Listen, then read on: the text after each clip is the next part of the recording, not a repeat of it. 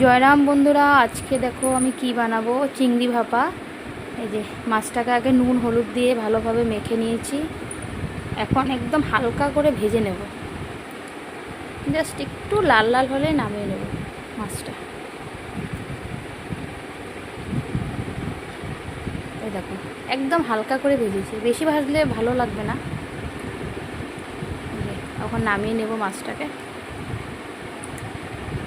এই দেখো, এই যে মশলাটা পেস্ট করে রেখেছি, দিয়েছি সাথে নারকল আর পোস্ত, শস্য আর কাঁচা লঙ্কা একসাথে পেস্ট করে এখন এই যে মাছটার উপরে দিয়ে দিলাম। পরিমাণ মতো নুন হলুদ আর কাঁচা সর্ষের তেল দিয়ে এটা মাখতে হবে।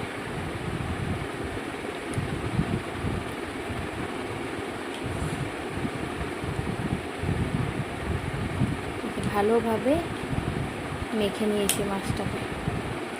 এইভাবে বাটির করেও বসানো যায়, আমি বাট কড়াইতে দিয়ে বানাবো। সব দিয়ে দিলাম।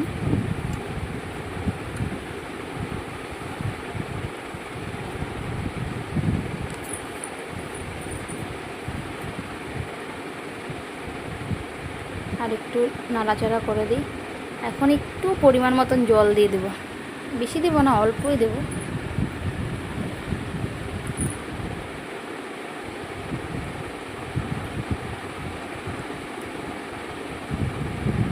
ঝোলটা ফুটে উঠেছে দেখো।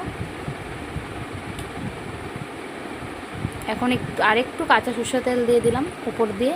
এই দেখো চিংড়িটা আমার কমপ্লিট। খেতে ভীষণ টেস্টি হয়েছিল মাছটা।